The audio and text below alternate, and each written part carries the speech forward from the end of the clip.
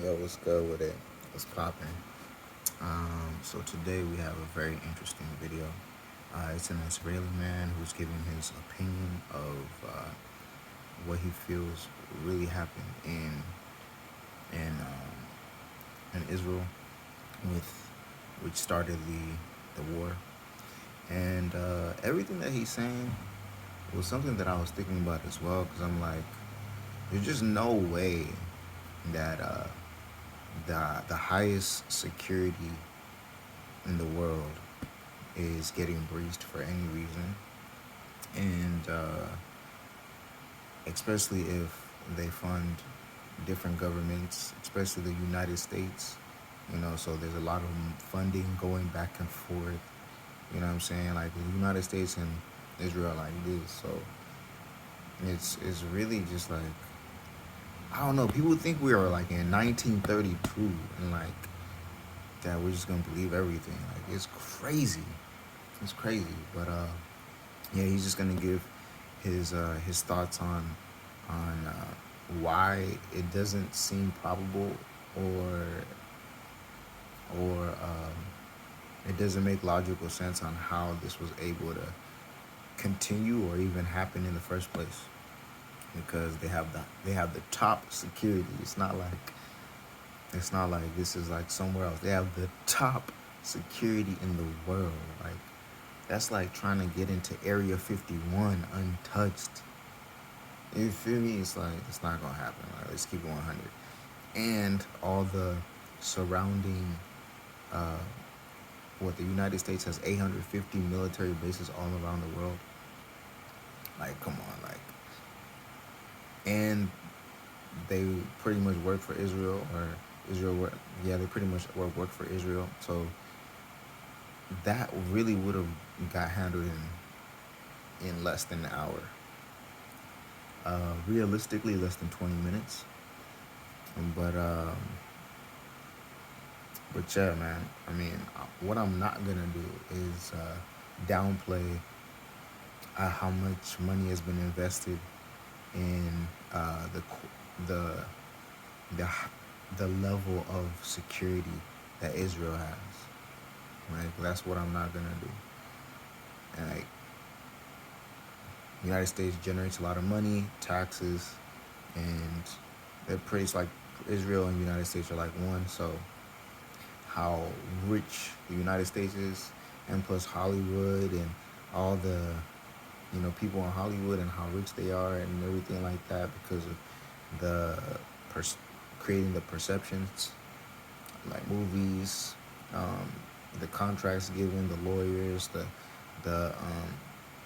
the agents, the directors, that.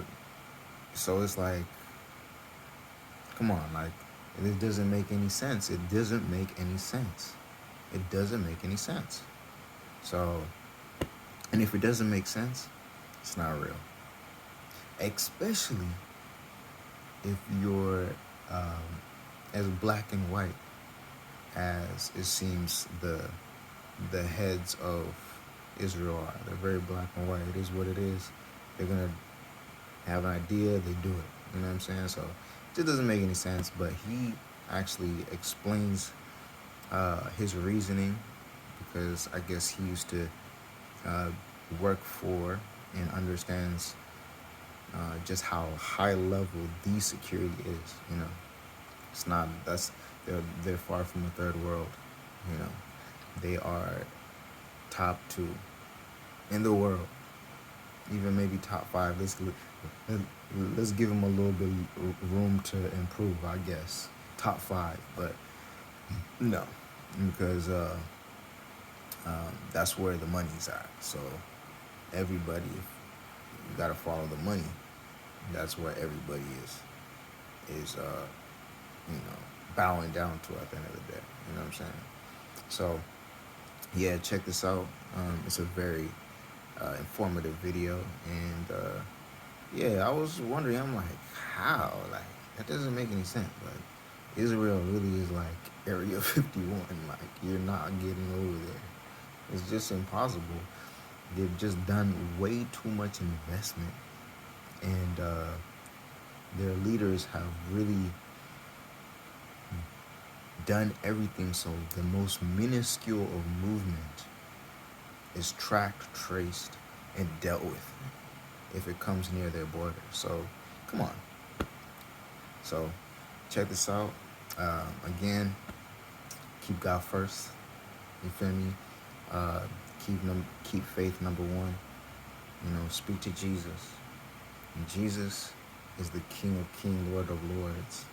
He's the top of every military. He's the top of every spirituality, every crown, every halo. He's at the top of that, and everything else is below him. So get a bird's eye view with the wisdom that he has to provide. But yes, check this out. I found it quite interesting, and what he's saying, it makes sense, but again, a lot of us have to say allegedly because I guess more information always just comes out. Like the Bible says, what is done in the dark will come into the light. So, yeah, check this out, and you might find it quite interesting yourself. And yes, stay beautiful, stay blessed, and keep swagging.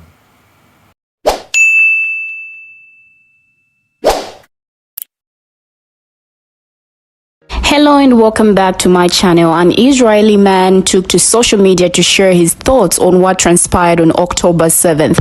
Now in his video he says that he thinks that what happened that day was an inside job, because with all the security Israel has, how on earth did they not know about the mass attack planned by Gazans on Israel? Now he went on to say that if it is like that, then the Israeli army is the most incompetent in the world. Now his argument is that Israel has the most highly advanced surveillance equipment on its border, but why did it not pick this up? Because according to him and the footage, the fence was breached in 15 different locations. Now he talks about a lot in this video. More reason you need to stick around and watch every single bit of this video. For now, come with me as we take a look at what he was saying in the video, and when I get back we talk more about this issue and just hear how different people reacted to his video. Here is the video clip. What I'm about to say is very controversial. So if you don't have an open mind about what's going on in Israel right now, and you don't want to hear something that might rattle your preconceived notions a little bit, I suggest you turn off this video right now. I'll wait. Okay, if you're still with me, that shows that you're open to listening to some facts and a timeline that points to a very disturbing conclusion. This isn't a video I want to make, and it's something that pains me. I had a lot of inner dilemmas whether or not I should do this video, but I feel like nowadays truth and transparency is so important that I feel I should share it with you. So we're all trying to make sense of what happened on October 7th, which is Shmini Atzeret. Some call it Simchat Torah, when we all know Gazans came in and basically slaughtered 1,000 Israelis and kidnapped a bunch, all in the matter of about 7 hours. So what I want to do is reverse engineer this thing a little bit to kind of help you understand why I believe that this was an inside job. First of all, we'll start with September 1st. By the way, everything I'm about to say will be backed up with actual links to news articles or video footage. And if you want any of my sources, I'm happy to give them. September 1st, the Israeli government confiscated the weapons of the security teams in the Gaza Belt communities. This was done against the will of those security teams in the Gaza Belt communities. Why that happened, nobody knows. Fast forward to September 10th. On September 10th, the Moatza, which is basically the municipalities of the Gaza Belt communities, received reports. They received reports. These are civilians, received reports of increased tensions on the border of Gaza during the Jewish holidays, which of course span from Rosh Hashanah, Yom Kippur, and Shmini Atzeret, which was on Saturday. Those same heads of municipalities asked the army if they should cancel their festivities in light of the warnings of increased tensions on the border of Gaza. And what did the army say? They said, no, don't cancel anything. It appears as though we're heading into a state of calm. By the way, all links I will share as soon as I have a chance to comment on this. Now, you can assume that the Shabak did not know about this attack, but that's highly improbable. I mean, Israel is probably the most advanced surveillance state in the world, and the Gaza border is probably the most heavily surveilled. And the Shabak, who somehow knew about a guy who had corona in a toy store and tracked him all the way to a soccer stadium during the days of corona, somehow didn't know about this massive attack planned by thousands of random Gazans on pickup trucks and hang gliders. Are you serious? Are you really that stupid? Do you really believe that? Because if you do, I have a bridge to sell you. Anyways, so then there's the theory that they're called in Hebrew Tatzpitanot, which is basically the command and control center. These are the people, mostly females, who's tasked with observing the Gaza border fence. They say there's a theory that says that they were hacked, or that they conquered or that they blew it up before they could. They blew up the equipment that surveilled. Well, that's BS, because there's actual video footage that I'll also share with you of those same command control center operators reporting on the breach of the fence. The fence was breached in 15 different locations, and you want to tell me that the most highly advanced surveillance equipment on arguably any border in the world didn't pick that up, didn't report it? Well, they did, and it's documented. So don't believe that lie. Now, once thousands of Gazans on pickup trucks and hang gliders invaded Israel, which apparently nobody knew about, right? Okay, you believe that? Which apparently no one knew about. They had 7 hours to pull everyone in their path, completely destroy kibbutzim. Not only that, take hostages back to Gaza, unscathed, unopposed. Now, there are people who say, well, a bunch of battalions were moved from Gaza over to Judea and Samaria. First of all, that's BS. Second of all, okay, so what if they did? Do you know how long it takes an attack helicopter to get activated and blow up any one of those tractors or pickup trucks or hang gliders that invaded Israel? Less than 5 minutes. And I know all these things firsthand because I served on the Gaza border. Less than 5 minutes. It all could have been over. From 7:01 a.m. on October, 6th or 7th, on Saturday, I believe it was October 7th, it could have been it could have been a matter of 5 minutes before the whole thing was upended. And instead they had 7 hours, possibly 8, to conquer kibbutzim, thousands, and bring back hostages alive, unopposed. And there's many people that say, oh, well, this was just a breach. No, that's not a breach. I'm sorry, that's not fucking breach. That's an inside job.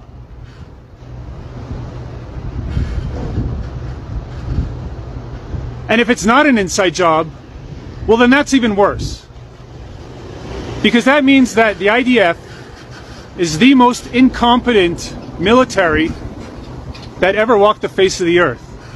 And now we're supposed to trust these people to invade Gaza. They're calling up thousands of reservists to invade Gaza under the command of a military that A, didn't see this coming, and B, is too incompetent to react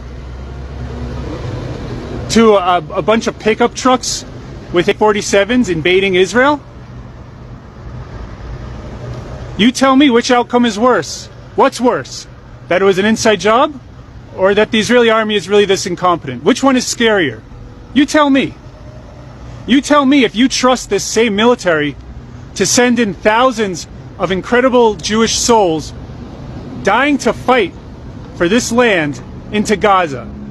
And no matter how high their morale is, and it's high, and these are brave warriors, but none of it matters if the people calling the shots are the same people who allowed the Gaza militia to invade Israel's borders, kill thousands, take back hostages completely unopposed. Like I said, this is not a video I wanted to do.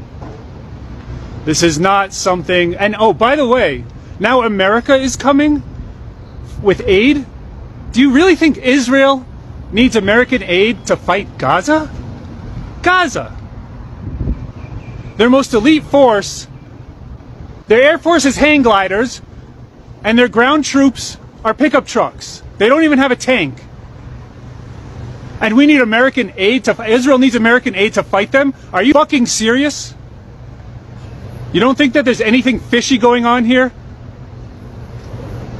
You really trust the IDF to send in all these reservists into Gaza? Now, I want us to go a little bit back and take a look at what happened on October 7th. Well, militants from Gaza fired thousands of hours towards Israeli town on October 7th. This was before breaking through the heavily fortified border fence with Israel sending militants deep into Israeli territory. Now, there Hamas unalived more than 1,400 people, including civilians and soldiers, and took up to 150 hostages, according to Israeli authorities. Now, the attacks were unprecedented in tactics and scale, as Israel has not faced its adversaries in street battles on its own territory since the 1948 Arab-Israeli War.